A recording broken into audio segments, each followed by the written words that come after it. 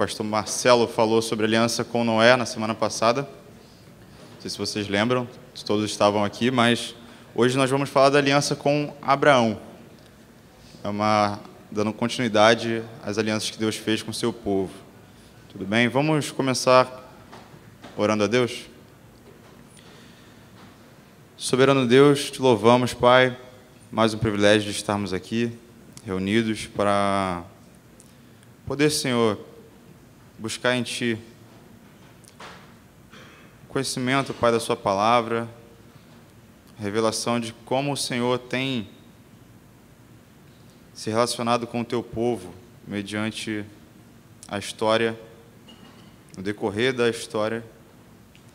Fala conosco também hoje, Senhor, e nos abençoe aqui, nos dando discernimento, sabedoria, nos capacitando para isso, Pai, em nome de Jesus. Amém.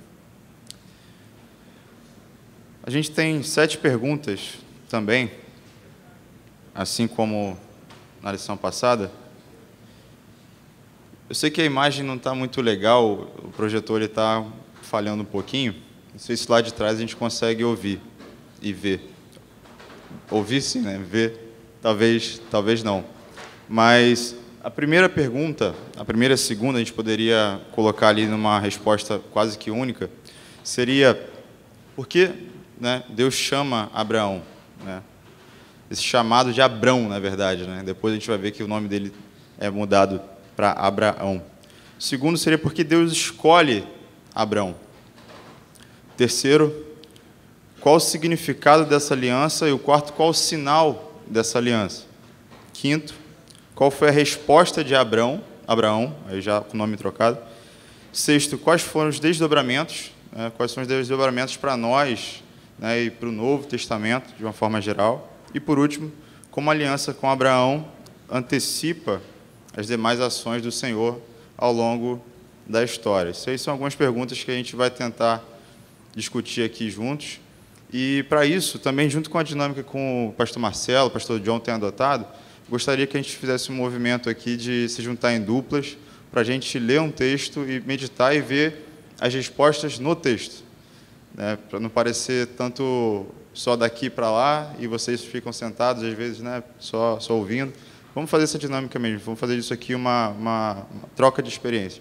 Né, vocês leiam o texto, extraiam do texto com as capacidades de vocês, né, que Deus nos abençoe nessa tarefa, né, da gente olhar para o texto e tirar dali as respostas para essas perguntas. Então, começando, na primeira e na segunda pergunta, eu queria que você abrisse em Gênesis 12. A gente tentar responder por que Deus chama e escolhe Abraão. Gênesis 12, aí, se você puder, a gente vai gastar alguns minutinhos, se juntem, né, em duplas ou trios para tentar olhar para o texto e tirar conclusões do próprio texto. Gênesis 12, do 1 ao 3. Então, o chamado de Abraão aqui é bem específico. Abraão, ele é chamado de um lugar totalmente diferente do lugar para onde Deus o convoca a ir. E onde que é esse lugar? Né? Eu acho que a primeira pergunta, antes do porquê ser chamado, do que porquê ser escolhido, para a gente tentar entender esse contexto da vida de Abraão. Qual é a terra natal, qual é o local de origem de Abraão? Quem sabe? Isso tem nas Escrituras, né? Se você olhar toda a vida dele, se você voltar uns capítulos antes, a gente vai conseguir ver também. Ur dos Caldeus. E como era Ur? Como era Ur antiga?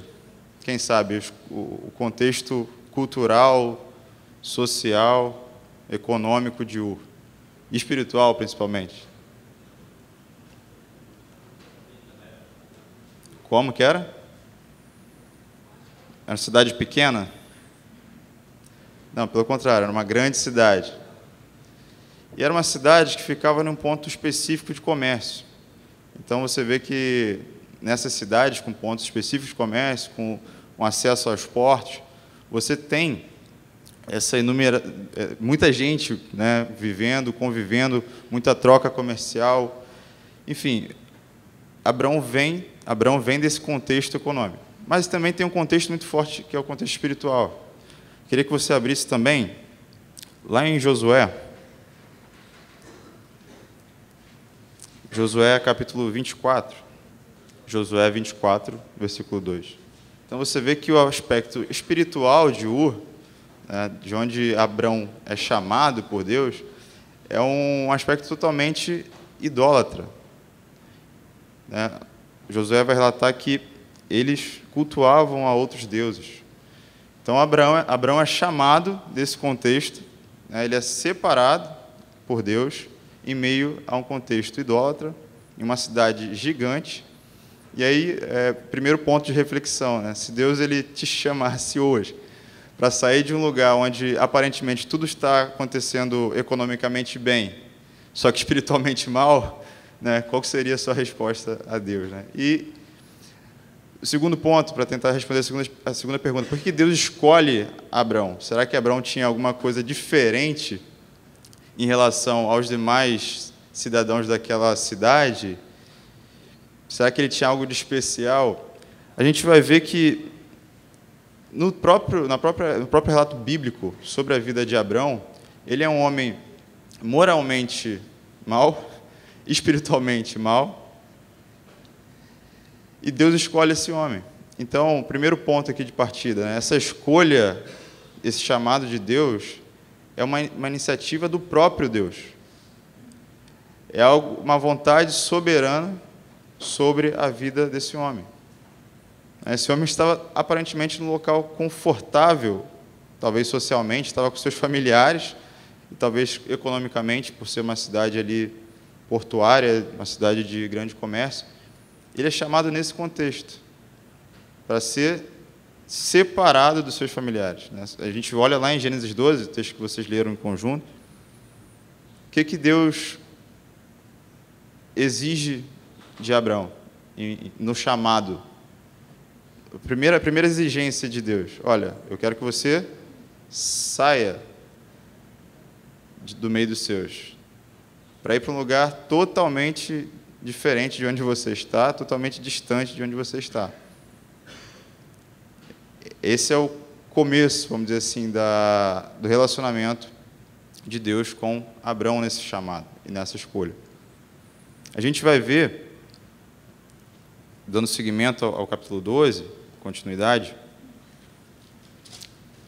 que essas características, né, esses méritos, talvez, que a gente pode falar, não, mas Abrão ele tinha alguma coisa a se destacar, que Deus olhou para ele e falou, não, esse cara aqui, ele realmente é diferenciado.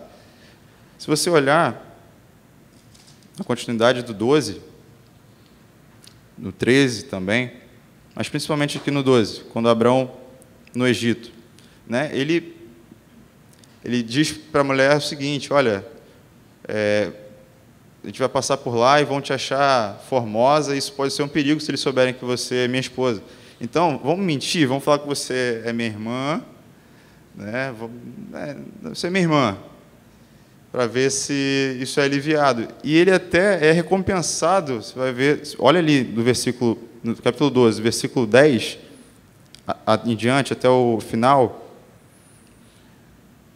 ele até é recompensado por essa mentira.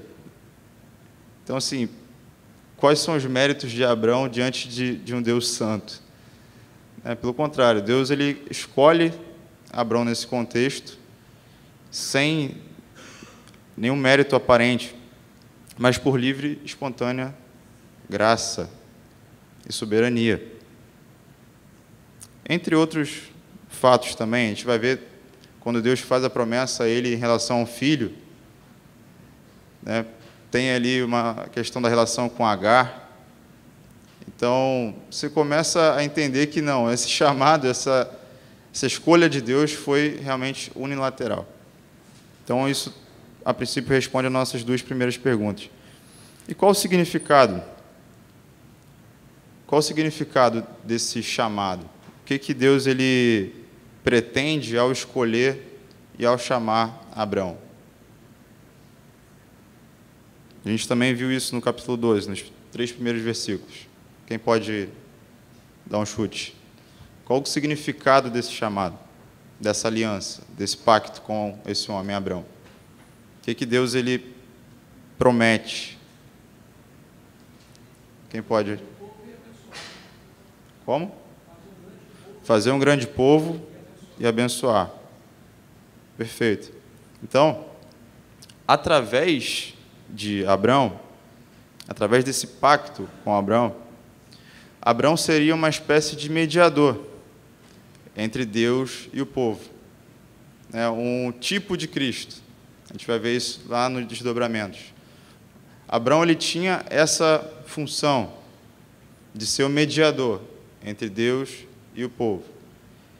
E principalmente através do quê? De uma descendência.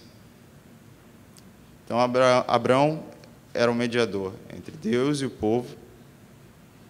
E Deus promete a ele uma descendência, fazer dele, através dele, um grande povo. Reparem no versículo 3.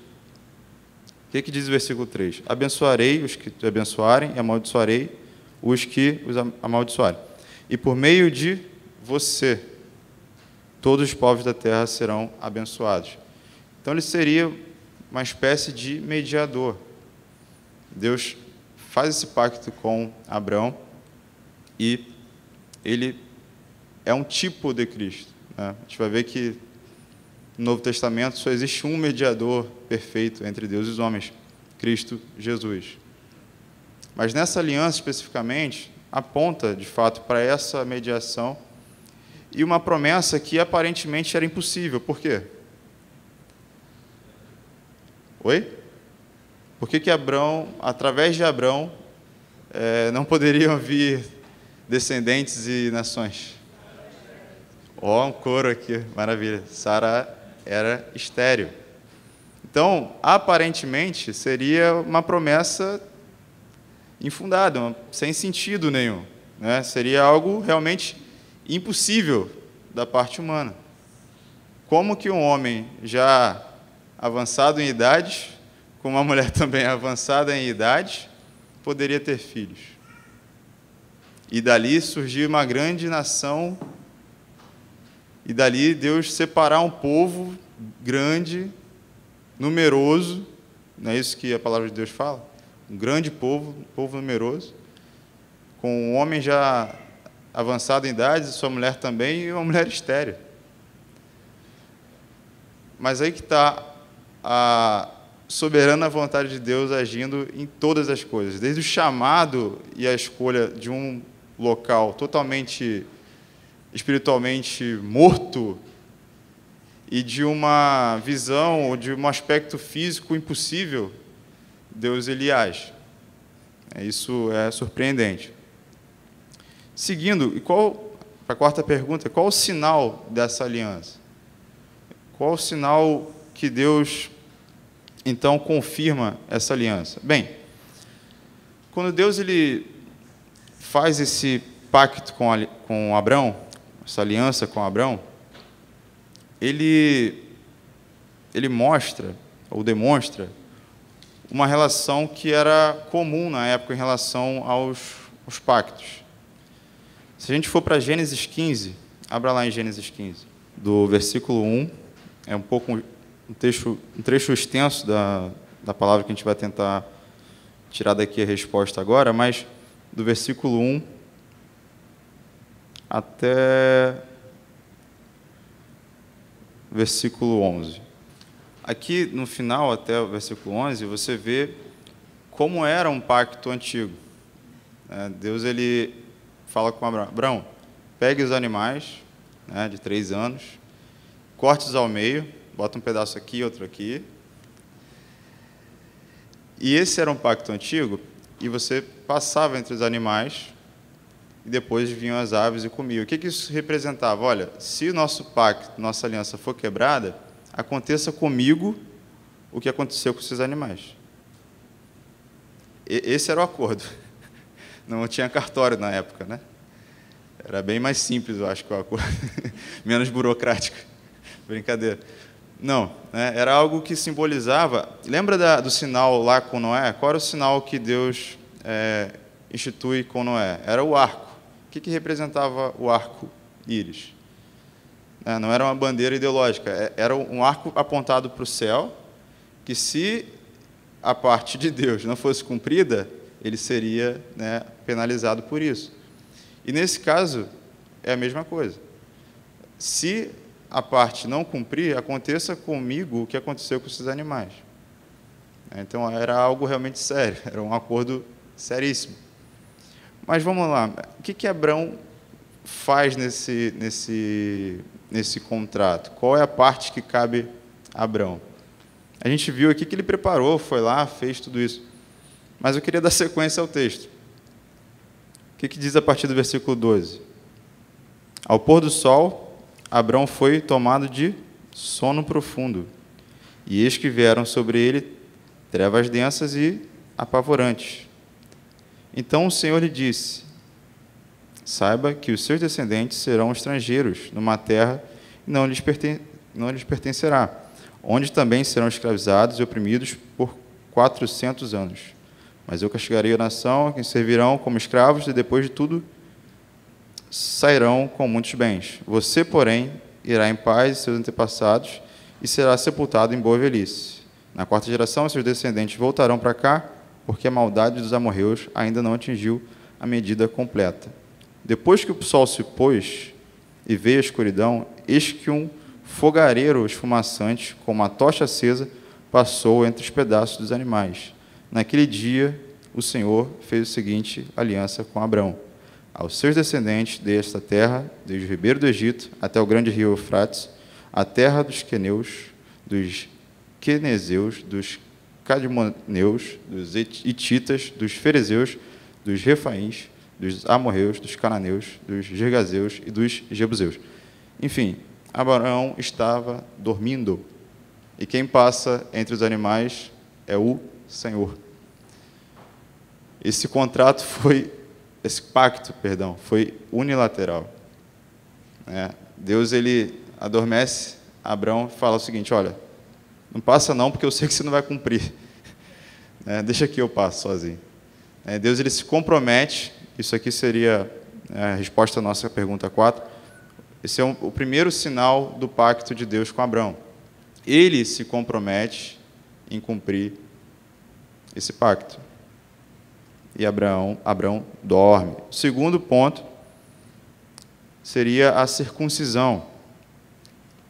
Mais 2 capítulos para frente, no capítulo 17, um segundo sinal, até na sua Bíblia, provavelmente o título vai estar A Circuncisão, o Sinal da Aliança. Então, a circuncisão, ela tinha também como um sinal de que todo aquele que fosse circuncidado faria parte da descendência, faria parte da promessa dada a Abraão. Isso era feito, lógico, com os homens, e isso representava um selo, uma garantia de um pertencimento à promessa. Se você faz parte da promessa, se você é um descendente de Abraão, você vai ser realmente marcado por isso. Esse era também um sinal, a circuncisão. E como esse sinal, a gente pode ver esse sinal hoje, Quem é de fato o povo de Deus hoje? Qual seria o sinal equivalente à circuncisão hoje? Batismo? Perfeito. Queria que você também olhasse comigo para lá em Colossenses, capítulo 2, versículos 11 e 12. Então, a equivalência hoje, a relação hoje da circuncisão, daqueles que foram separados por Deus, do povo, de quem pertence ao povo de Deus, no passado era pela circuncisão, hoje pelo batismo. O próprio apóstolo Paulo, aqui em Colossenses, faz essa relação da circuncisão, feita por mãos humanas, e do batismo, simbolizando um novo nascimento em Cristo, o despojar da carne, da morte para a vida. Então, seria o sinal visível, fazendo uma relação com o sinal visível da aliança com Abraão. Então, um sinal no passado a circuncisão, hoje para nós o batismo. E seguindo, o que Deus exige de Abraão nesse pacto? Que ele responda a Deus de duas formas. Quais são essas formas? Como seria a resposta de Abraão? Não? Fé e obediência, perfeito. O que Deus pede de Abraão como resposta é fé e obediência. Acreditar que a promessa que Deus tinha feito a ele iria se cumprir e tudo aquilo que Deus pedisse a ele fosse de fato feito. Então vamos para Gênesis 22, e aqui é um texto que já deu até música. O que acontece em Gênesis 22? Qual o título da tua Bíblia para Gênesis 22? O sacrifício de Abraão a Deus. Na minha é Deus prova Abraão. O que está acontecendo aqui nesse capítulo? Vamos gastar mais uns minutinhos, então, em dupla de novo, e vamos ler esse capítulo e entender o que está acontecendo aqui. Como que Abraão é provado em Gênesis 22? Até o versículo 19. O que Deus quer mostrar a Abraão? Capítulo 22 de Gênesis. O que Deus pede de Abraão? Sacrifício de quem? De um cordeiro, de uma ovelha? De Isaac, né? E o que Isaac representa? Isaac é o filho da promessa. O que isso representa? O fim da promessa. Se através de Abraão e através de Isaac, Deus iria criar um grande povo, uma grande nação, se Isaac morre, acaba a promessa. Então, no fim das contas, o que Deus está mostrando para Abraão é o seguinte: não é o fato de ser apenas Isaac, não é o fato de apenas ser o seu filho, é porque eu me comprometi em cumprir com esse pacto. Então, Abraão, mesmo que Isaac venha a morrer, não vai morrer, a gente vê isso, que ele não é sacrificado, Deus ele se compromete ao ponto de substituir Isaac nesse sacrifício e poupar a vida de Isaac. A gente tem duas coisas. A confiança de Abraão em que Deus iria prover o sacrifício, Isaac ia ser poupado, e Deus mostrando para ele que essa aliança, esse compromisso, ele iria ser cumprido, e as promessas de Deus iriam chegar até Abraão. A promessa de Deus iria ser cumprida. E no versículo 5, eu acho que demonstra aqui, eu acredito que demonstra aqui a fé de Abraão. O que diz o versículo 5 do capítulo 22? Fiquem aqui com o jumento, enquanto eu e o rapaz, eu e Isaac, vamos até lá, depois de adorarmos. Ele não fala, eu vou voltar sozinho, né? Voltaremos. Eu acredito que Deus vai prover o cordeiro. Ele fala no versículo 8 também, respondeu Abraão, Deus mesmo há de prover o cordeiro para o holocausto, meu filho. Ele fala isso para Isaac. Então ele crê que Deus irá cumprir a sua promessa. E aí eu acho que a grande confusão nos nossos dias, por isso que eu falei isso, já até deu música, é não conseguir entender quem somos nós, quem é Deus nessa história. Né? Tem uma canção, provavelmente isso vai dar polêmica, mas tem uma canção que diz, né, te darei o meu Isaac, te darei como se fosse o meu melhor, né, em sinal da aliança. Isso é uma música gospel que tem. Você não entendeu, então, quem é você nessa história, quem é Deus nessa história, quem é Cristo nessa história. O que Deus está mostrando aqui é que a promessa dele iria se cumprir em Cristo. Cristo é o sinal maior dessa aliança. Cristo aqui é o cordeiro sacrificado no nosso lugar. O Isaac aqui sou eu. Era para eu estar morrendo. E, substitutivamente, Deus provê o cordeiro. Ele cumpre a parte dele na promessa. E quem é o pai aqui? Quem enviou seu filho para morrer no nosso lugar? Então, talvez por um erro de entender as alianças de Deus, entender quem somos nós nessa história, quem é o pai, quem é o filho nessa história, a gente acaba tendo essas besteiras cantadas por aí, né? Essa é a aliança que Deus faz com Abraão. E esse é o ápice da aliança, ou o clímax, que vai redundar nas duas últimas perguntas. Qual o desdobramento, então, e qual a antecipação dos acontecimentos e das ações de Deus? E o que isso implica para nós? Bem, se a gente for pegar e olhar Paulo falando da relação do povo de Deus em comparação com o povo da aliança, com Abraão, você tem pelo menos 3 capítulos ali em Romanos, ele vai falar sobre isso, Romanos 9, 10, 11. Você vê essa relação de que Deus ele continua compromissado com essa aliança, e o que ele requer de nós é fé e obediência. Só que a nossa fé é perfeita? Nossa obediência é perfeita? Não. Até aquilo que Deus requer de nós, Ele nos dá como dom. A fé é um dom de Deus. Obedecer também é um dom de Deus. Então, até nisso, Ele nos capacita a cumprir a nossa parte.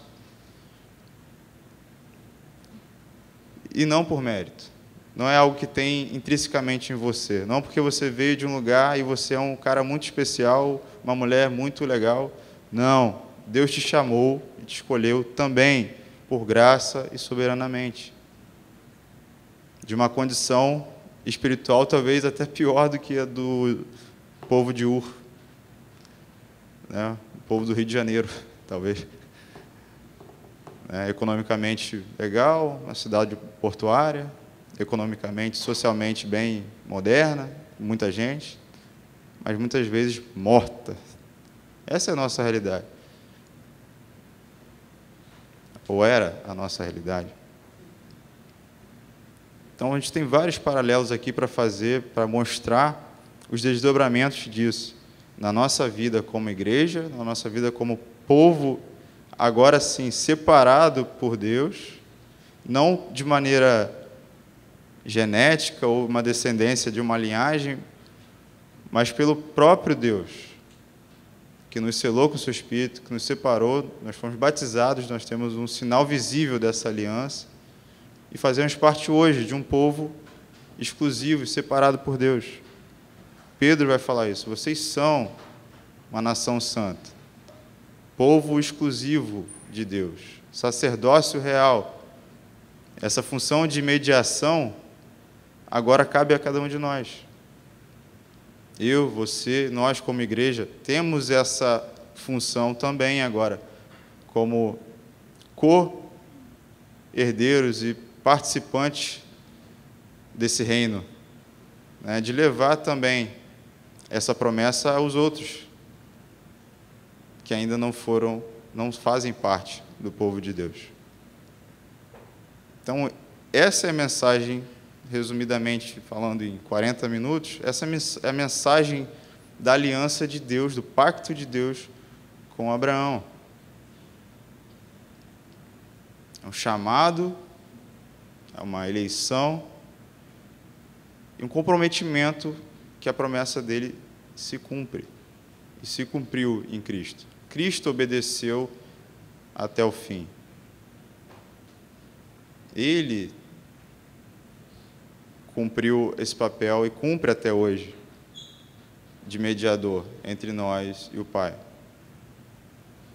Nós temos um sumo sacerdote diante do Pai, Cristo Jesus. É através dele, então, que nós podemos nos achegar de novo a Deus. E Noé, Deus preserva o povo. Em Abraão, Deus começa a ter, de novo, esse relacionamento restabelecido através de um modelo de um mediador.